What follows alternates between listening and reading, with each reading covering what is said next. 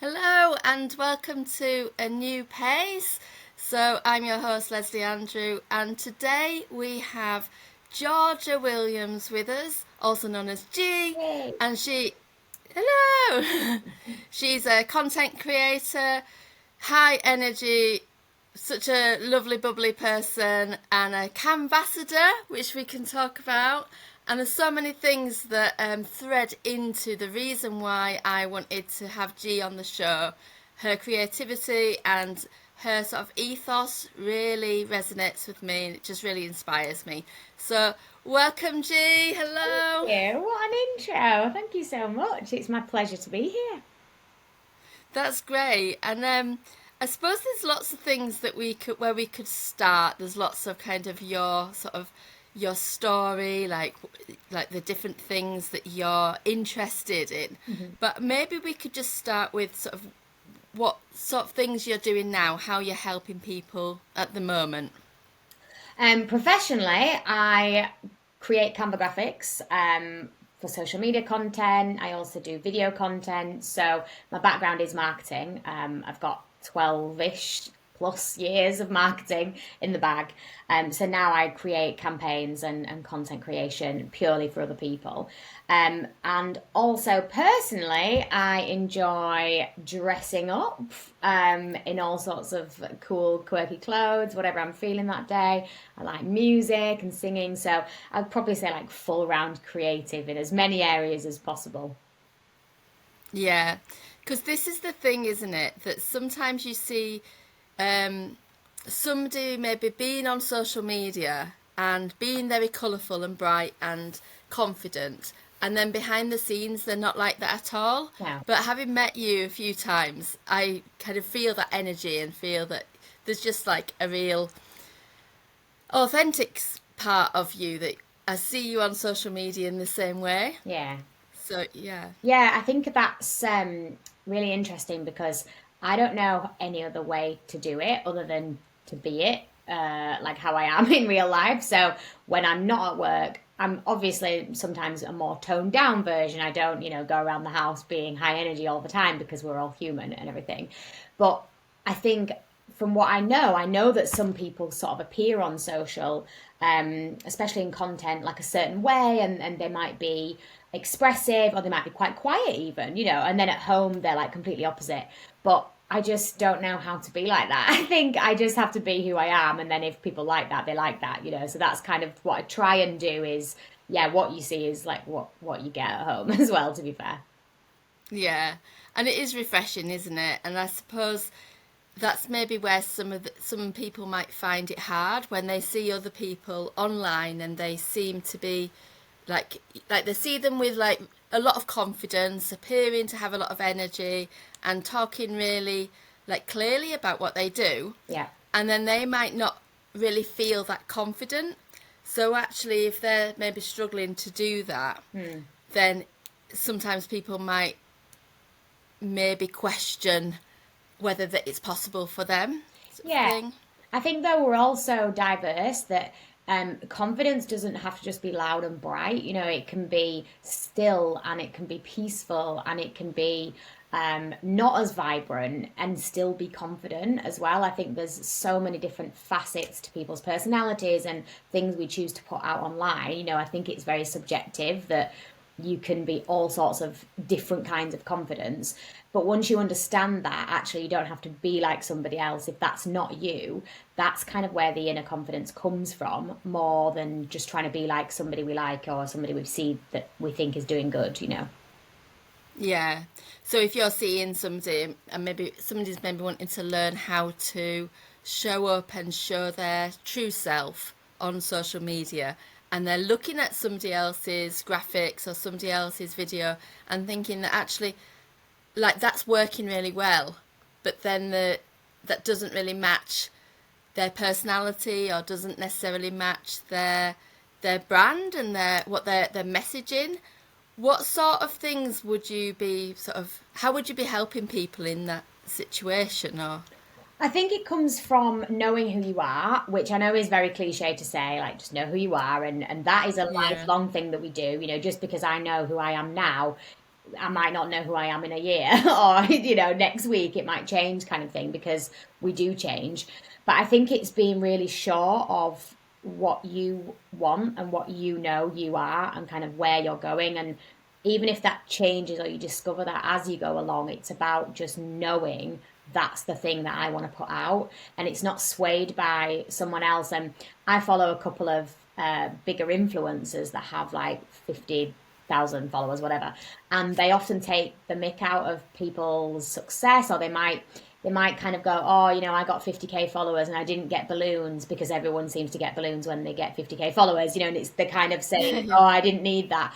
But like I see that and I think, well, it's true. People do get balloons when we hit a milestone. But actually, if you want balloons, you go get balloons, crack on. Like I'm not judging. I acknowledge the fact that we do it. But then this person's also kind of saying, yeah, I'm not going to do that. And that's the difference in opinion, isn't it? But both are equal in what they want to do. If somebody says, yeah, I want balloons and I'm going to do a post with it, then crack on and show who you are. If someone says, I want to take the mick out of it and be like, actually, I don't need that, then crack on as well. It's just a difference of opinion, isn't it? But rather than seeing that person that's saying, oh, yeah, I didn't get the balloons and thinking, oh my gosh, I got balloons, like, am I okay?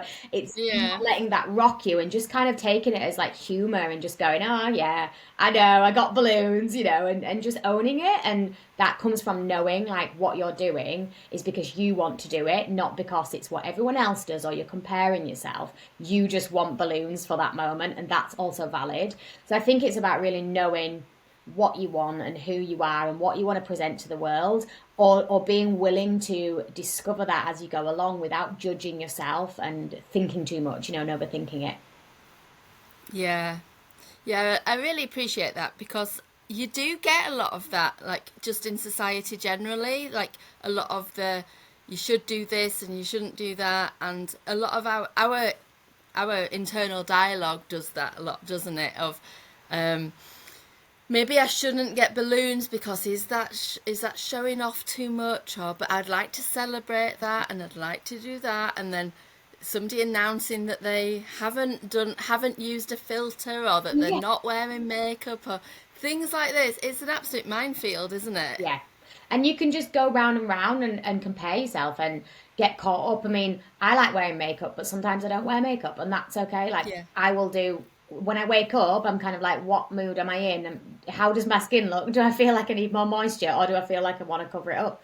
And that's fine, but I'm not kind of thinking, oh, well, I'm coming on a podcast, I must look this way because otherwise Leslie's going to judge me and like it's all going to be awful. And, I'm not setting that tone. I'm just like, yeah, this is who I am and this is what I'm doing today, and you just kind of own it a little bit more.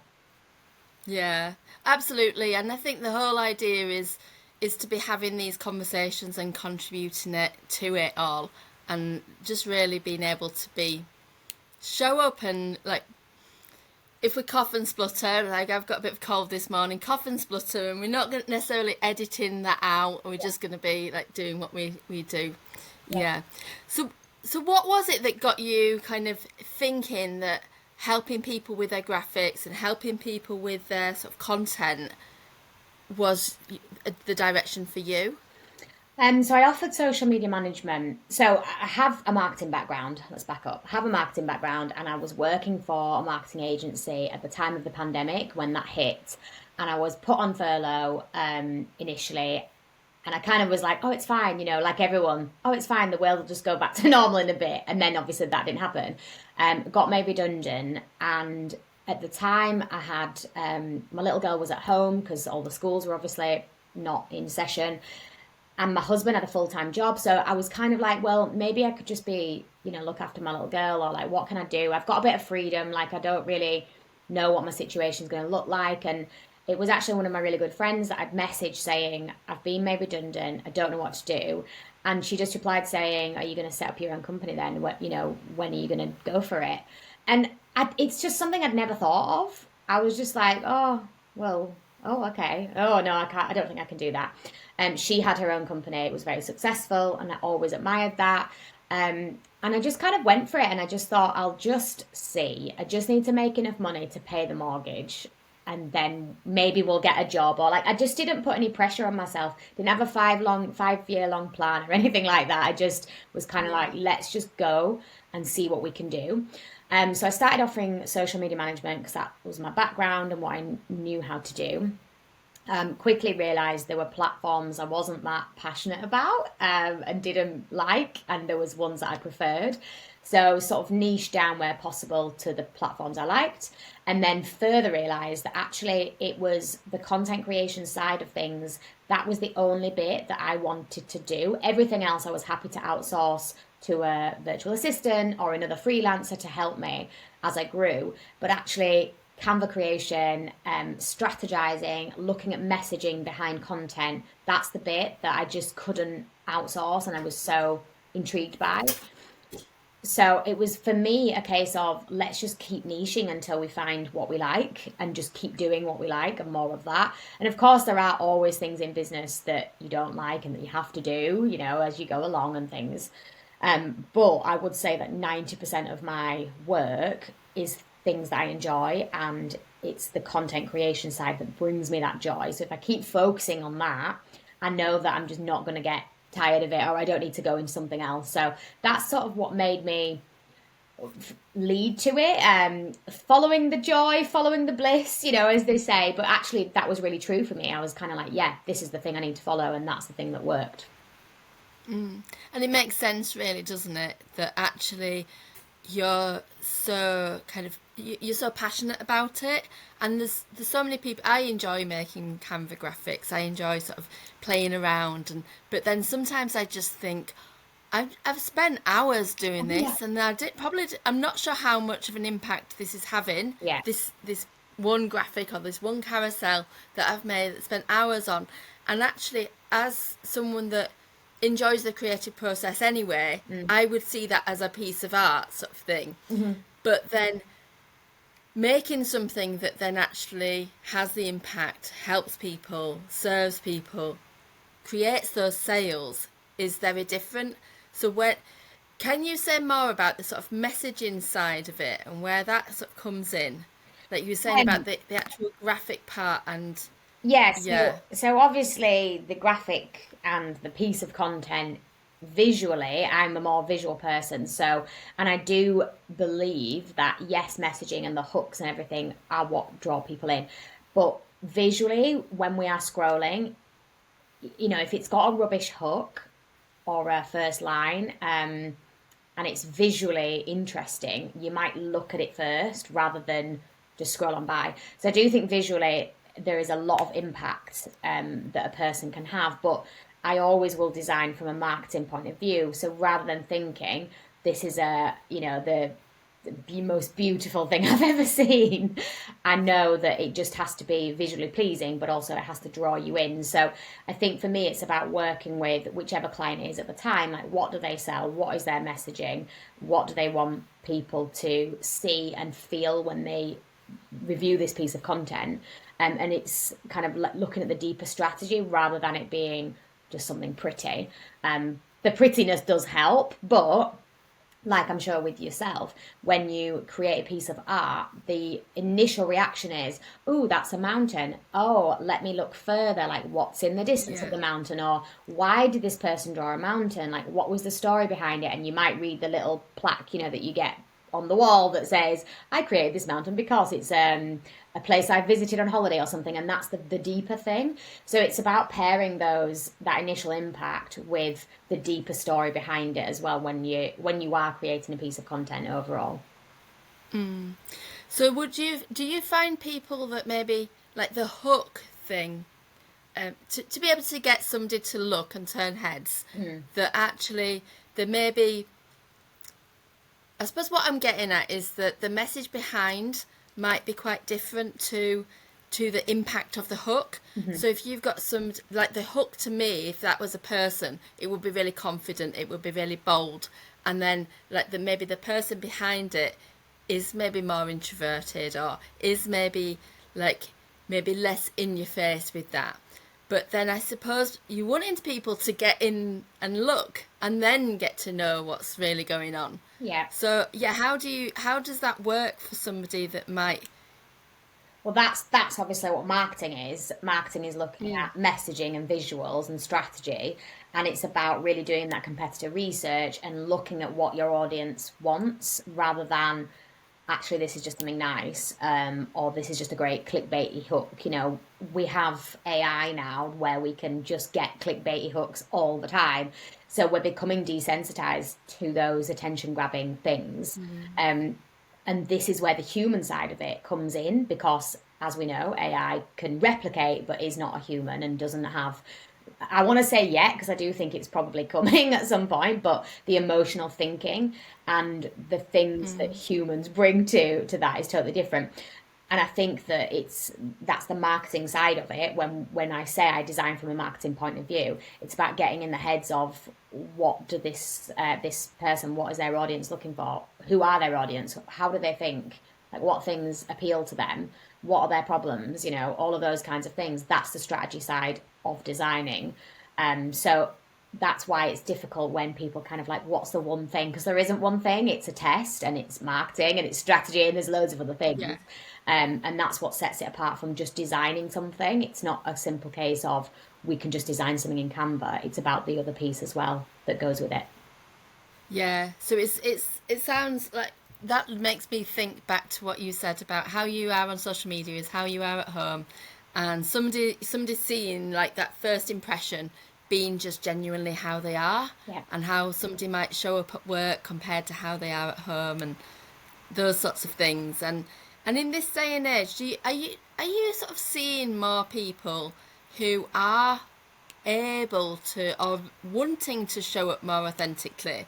Or are you seeing people more afraid of that? Do you notice any trends or anything? I think it's an age demographic where there's a split because I do feel like there's people kind of 35 to 50 range that are feeling a little bit more resistant to AI.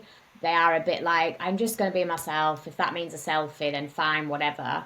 Um, and so they're kind of a bit rebellious, as it were, to the trends. They know that trends can help them. They know that trends are good. They know that maybe they should do a couple, but they do have this real resistance because they're more wanting to be more authentic. And I think a lot of people in that age category, which I don't really like categorizing because I think you can be anything at any age, but it seems to be that they want to inspire the younger ones that are coming through thinking we have to be a certain way or they've got AI, they've got daft things, daft trends that don't even make sense to us, of the younger ones. And I think they're trying to resist a little bit and sort of say, actually, I can do it my way, or actually, I don't have to just be a carbon copy of everybody else. So I do think there's the authenticity coming through because of AI, which is brilliant. Like, I'm a massive advocate. I am a massive advocate for AI. I'm not here to say like I'm bashing it or anything. Yeah. But I think people who use it in the incorrect way are lazy because then kind of letting their own personality go over here and AI take over. They're not tweaking anything. They're not making it relevant. They're just thinking, yeah, that'll do. And so they're being lazy in their creation process, which then means that actually their personality and who they are and the authenticity we're all looking for isn't there because they're just following the Yeah. process. They're automating it, they're speeding it up, they're trying to just do as much as possible. And it doesn't matter how much you do, if it's rubbish, it's still rubbish. If you put out content, if you put out emails, if you put out marketing that you've just copied and pasted from AI that everyone can recognize because everyone uses it. So everyone's going to know the phrasing and stuff. Then I think people are just switching off. Whereas if you're like, if there's spelling mistakes, or if there's phrasing that perhaps is authentic to you and that kind of thing, people can spot that and then people are in with you and they're invested in who you are and your personality because they know it's you. So yeah, I do think there's a bit of a mix with what I Mm. see, and I think that will really change as as we become more comfortable with AI and we use it for the things that are not creative and are not personality driven to speed up the process. I think it will settle a little bit and we'll probably see a change.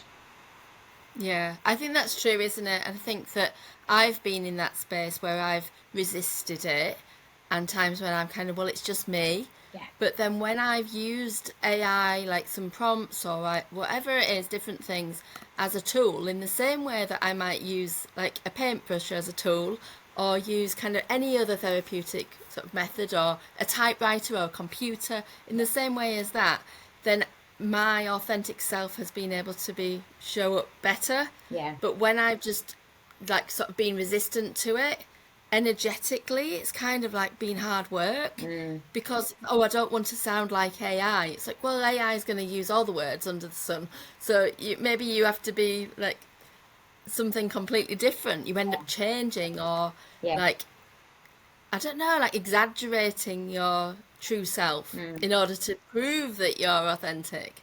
And Yeah. that to me is exhausting. Yeah.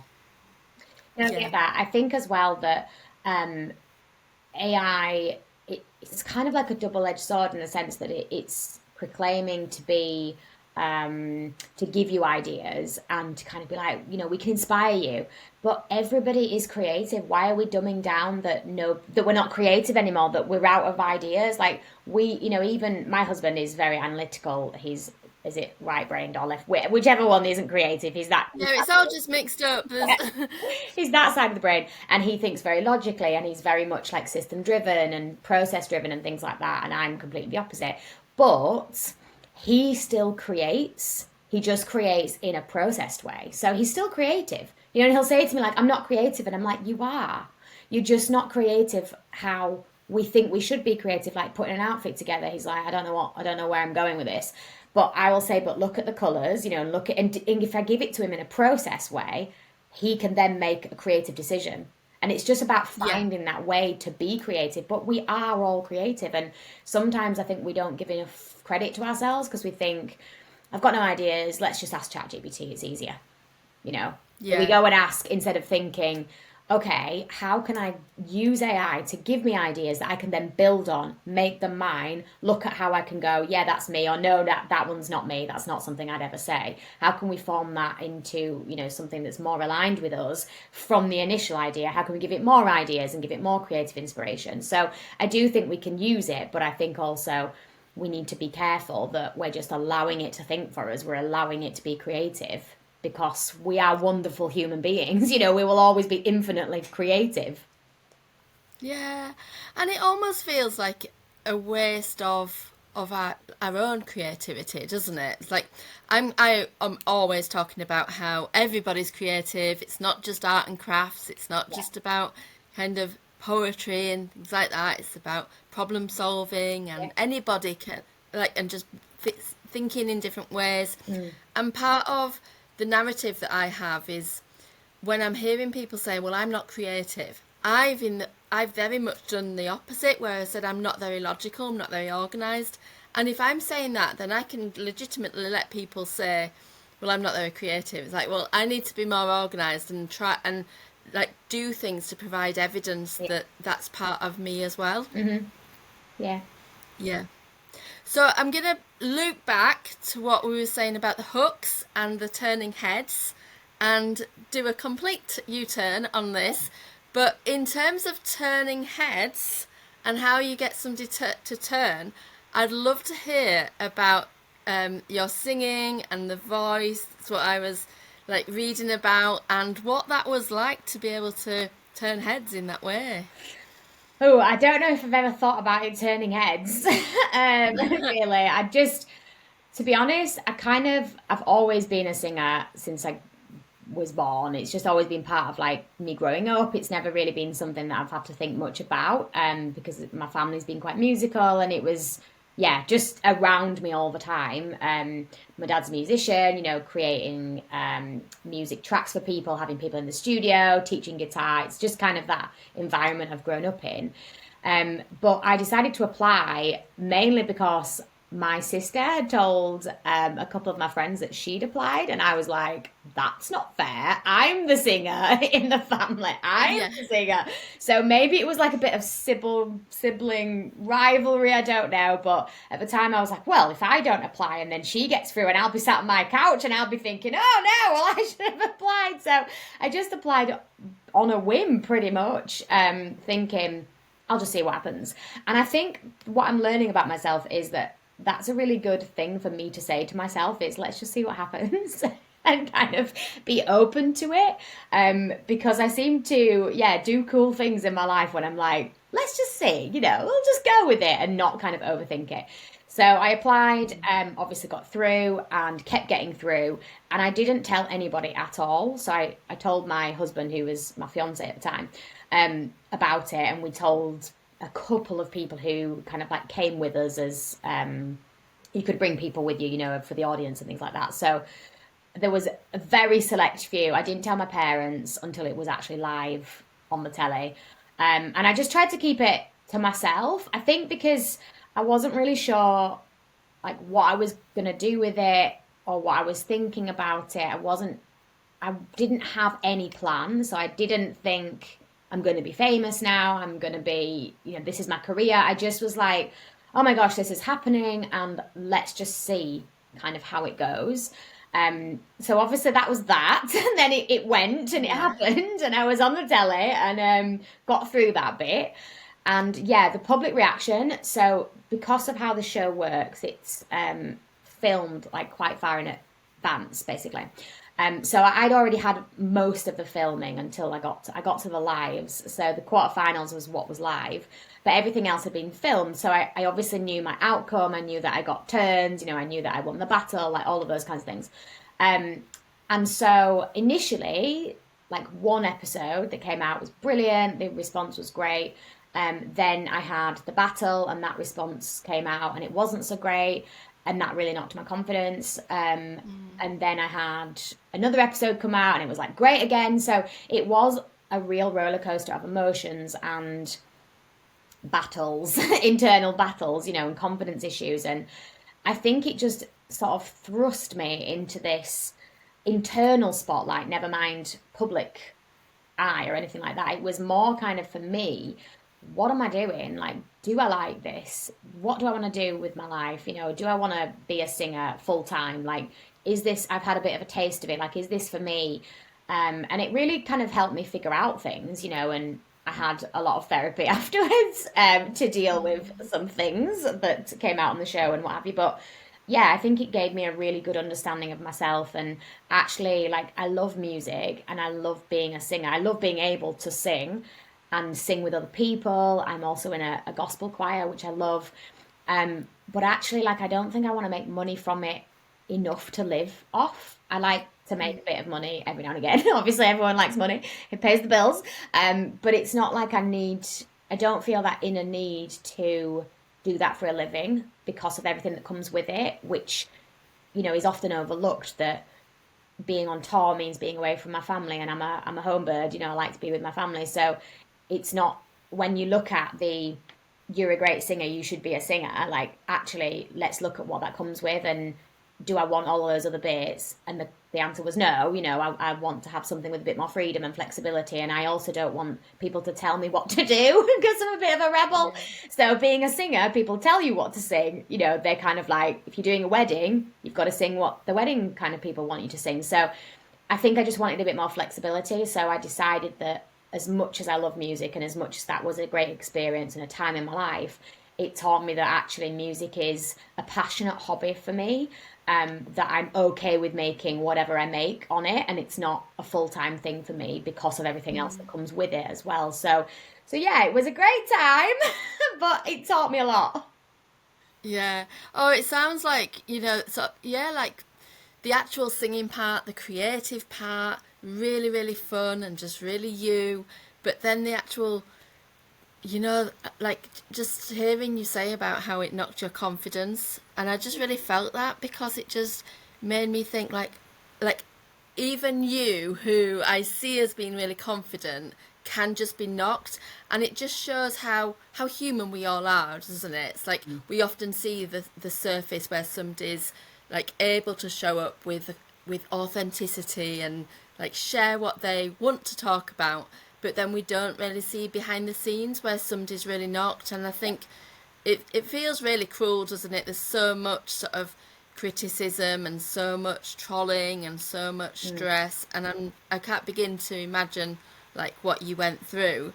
But it just really does strike me that you're kind of doing it for you rather than doing it for other people. Yeah, I think I have loads of musician friends and loads of musicians that are full-time musicians, and this is like all they want to do and all they love. And the difference that I see in them is they're willing to put up with the other bits of like the industry or the bits that are difficult, and they navigate those in the same way that I'm willing to put up with those bits from freelancing life for my Yeah, business. And so I'm kind of like, oh yeah, I get it. Like I it's not to say that, full-time musicians is wrong. It's just wrong for me. And I think that's really important, isn't it? Knowing who you are and knowing, actually, I don't like that bit. It might be that I prefer an easier path, so I chose that. And that's also okay. Like it doesn't mean, I've learned that it doesn't mean just because you have an ability and a talent, you have to use it in the same way that other people assume you should.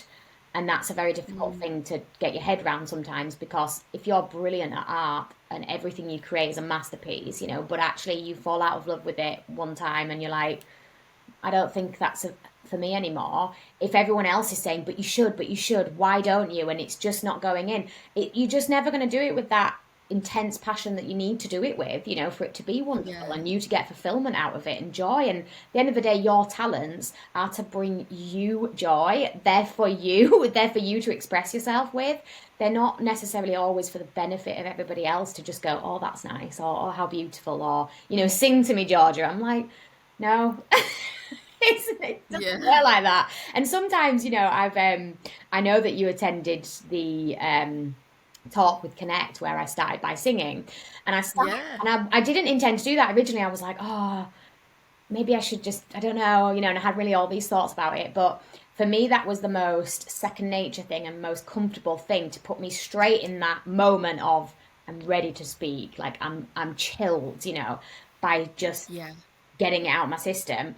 And also being able to belt out a note gets all that nervous energy out anyway, because you're just releasing it. So it's something, that I was able to do. And I think that that's kind of what I look at when I think of, the creative talents. It's not you have that talent, so you should go down that path. Like if something else is bringing you more joy, go and develop that. You're free to do whatever brings you joy. You don't have to do what everyone else tells you to do.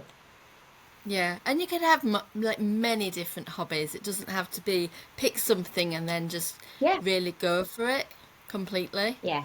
Because it's strange how that happens a lot with creative people, whereas you might not see that so much with sport. Mm. So I don't really hear people say, well, I'm not going to go for a run because I'm not going to get to the Olympics next year.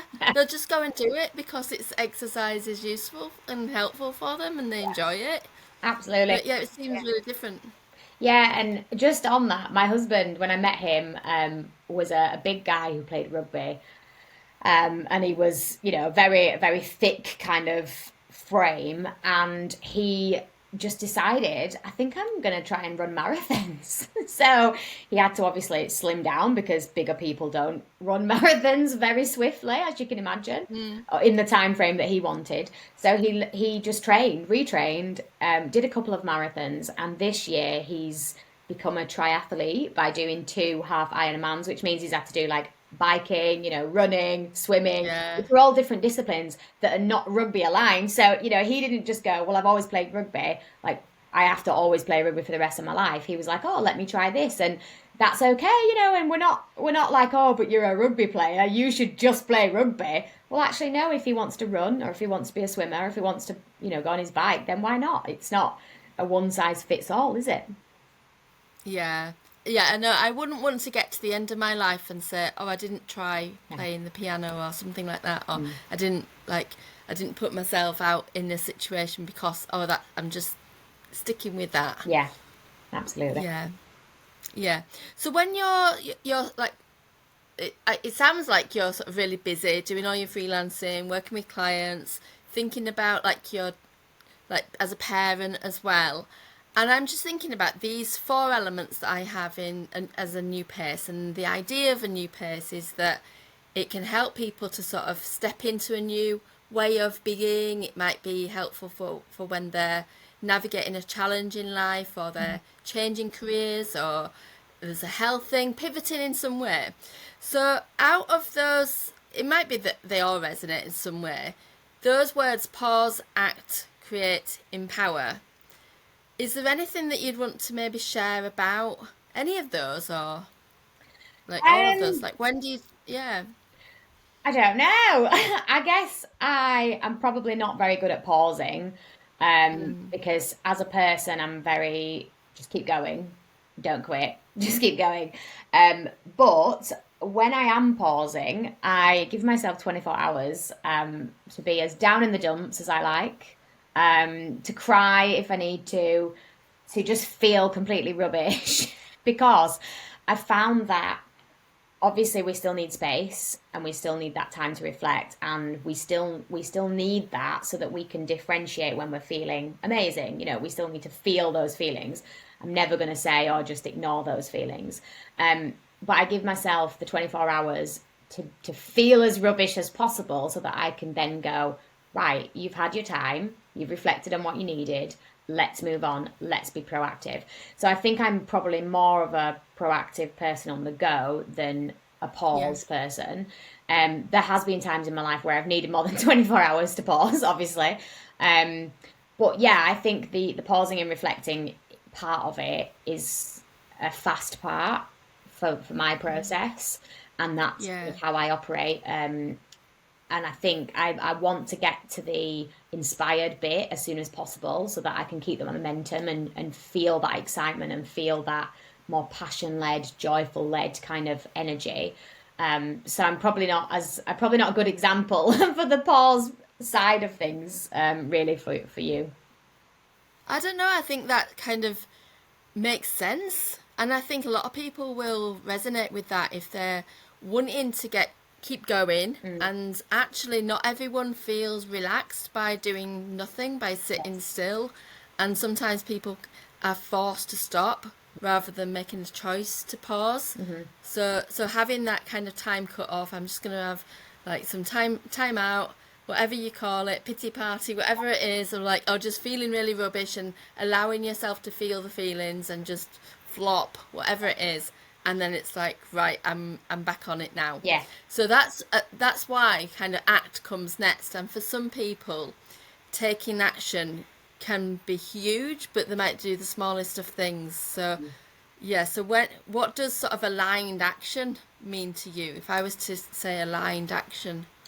It always means something that makes you feel good. So whatever I'm feeling at that time, whether that is I want to go and do hot yoga for a little bit, or I want to dance around the room, or I want to create something. I think it's obviously in the moment, depending on how I'm feeling at the time, but it always means something that I like doing. And sometimes that can just be like making plum jam or something random, that's not actually going to give me any it's not like going to move the needle or anything, towards a business goal, but it's just finding that little bit of joy. I think anything that I can do to make myself feel better, whether that is doing something or having a bath or doing your skincare or having great hair again because you've washed it and that kind of thing. It's about doing those small little things to bring me that joy, and keep doing those until you feel like you're in a better place, to then obviously move on. Yeah.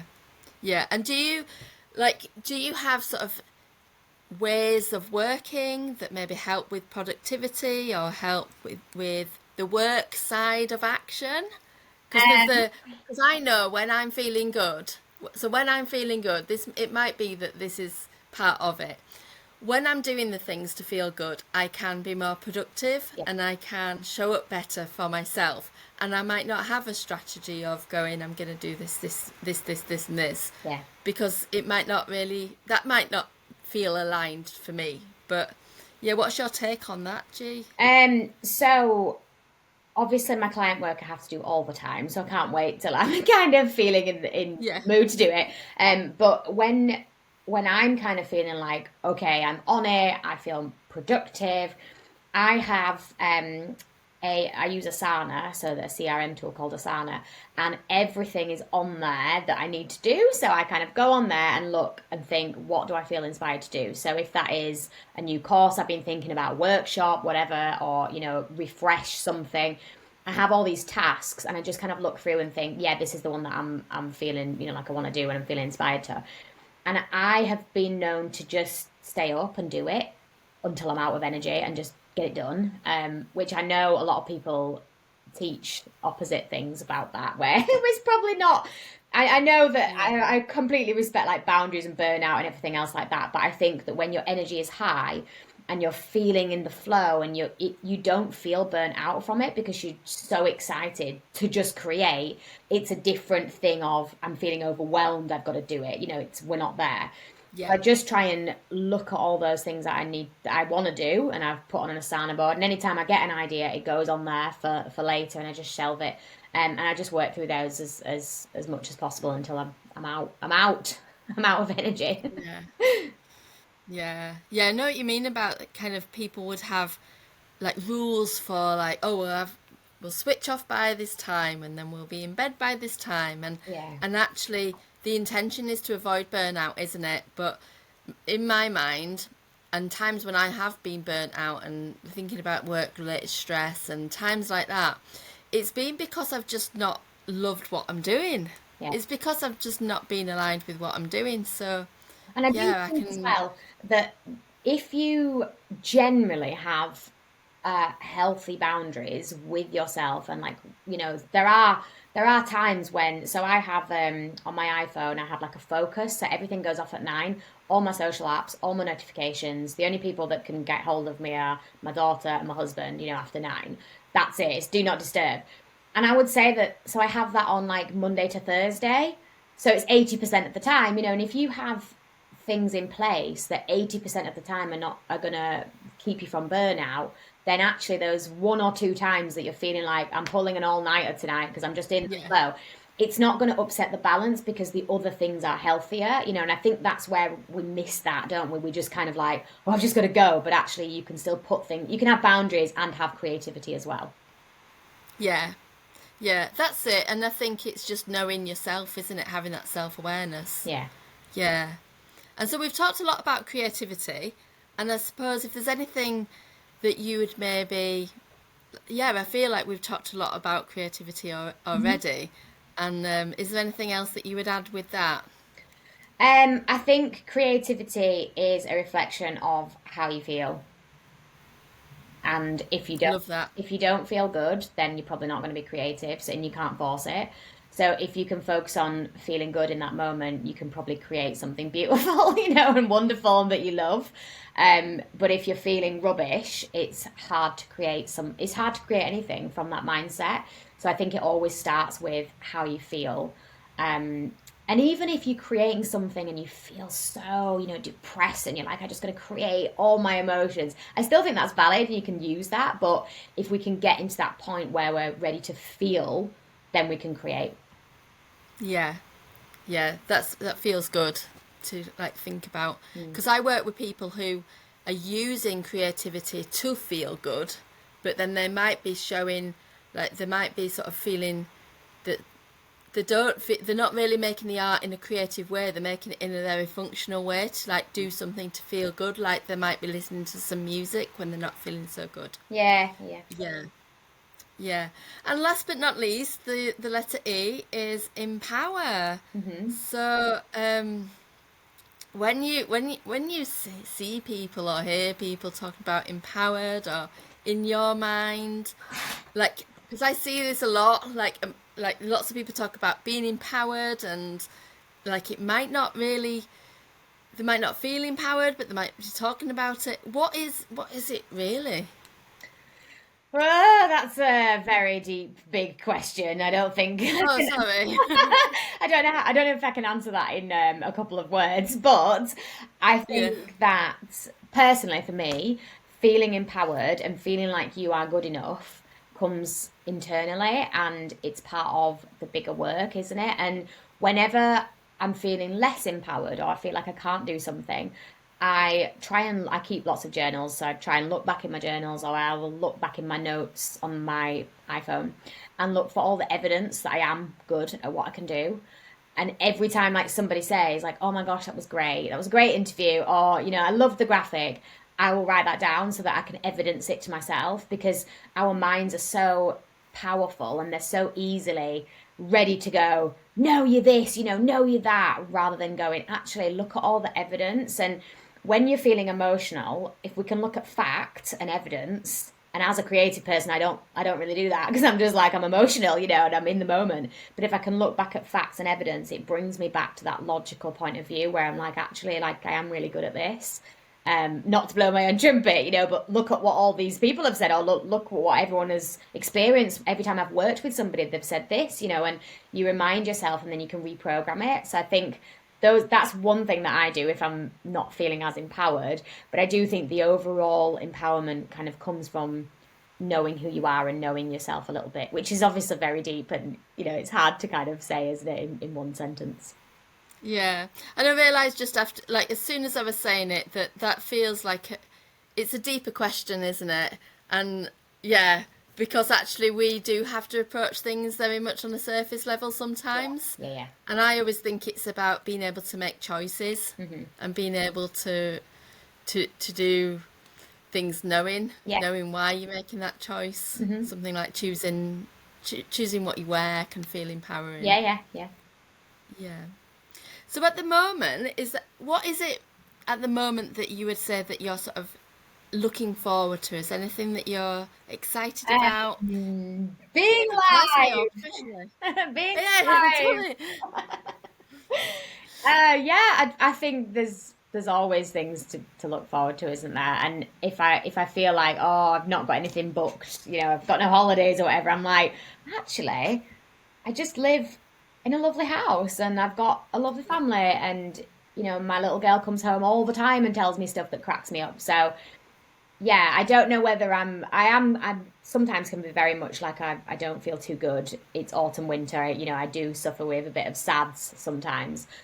So what I try and do is just look for things to plan in, but it doesn't always have to be like a holiday or something exciting. It can just be, actually, come round to mine and we'll have a cup of tea, and kind of put those things in place. But yeah, looking forward to, there's just, I think life is to look forward to. Yeah, there's so many things, isn't there? And I think it's like you answered that sort of question about what you're grateful for within all of that, and I think that's really important to be able to look for that. And I just want to comment on what you said before about blowing your own trumpet Hmm. and how actually you're allowed to blow your own trumpet. Yes. Like the way that but I will say that, but then I won't do it myself. I'll kind of go, oh, no, no, no, play small, play things down. Mm, And it just shows how human we are, doesn't it? yeah. Like, and that frustration of maybe wanting to of feeling good about something, but maybe wanting to tone it down, Mm. and then our Yeah. brains go, I you're think that's rubbish." with But society though, isn't it? Society says like, be humble, but you can be humble and yeah, still acknowledge that you're good. Like, I think you need to have that internal trumpet, don't you? So that you can say, actually, I'm great today. Like, you are good. You're doing good. yeah, Girl, keep going, and that internal cheerleader is important. And I think it's easy for other people to say, oh, no, no, no, just quiet down a bit. But we shouldn't listen. yeah. Especially when you've got people so loud Yeah. and like not being very very supportive. Yeah. Yeah. But, right, well, it feels like we could just, there's so many different topics that we could sort of go deeper into and explore further, and maybe that's for another time. Hmm. But it's been lovely to have you on Thank the you. show. It's been lovely to talk with you and just to catch up really a little bit. Yeah. And yeah, I feel a bit like there might be questions and things that people want to sort of reach out to you for. So where would people be able to find you if they were looking to catch up? Okay, you can find me on everything, all social media channels, and the website as well is Ray of Social. So that's what my business is called. So you can find me there. I am mostly on Instagram. I am an Instagram girly. But yeah, you can find me everywhere at Ray of Social. Yeah. And we'll put those links in the description so that people can see them anyway. Hmm. But yeah, it's been really good to have you on. Thank you. And I mean, I love looking at your content. It just feels like really energizing. Oh, And I've play around a little bit with Canva myself, but it kind of does make me think about like striking that balance between and just really doing things for me, like doing things like thinking about what I'm doing on like how I'm showing up on social media, and Yeah, yeah. maybe not overthinking it as well, because No. sometimes I'll kind of just overthink it. Yeah, no, for Yeah. sure. Right. Thank you so much for coming on, and thank you everyone for listening. It's been really good to talk about some of the things today. Creativity's been the big one, really. But thanks for listening and take care. See you soon. Bye bye.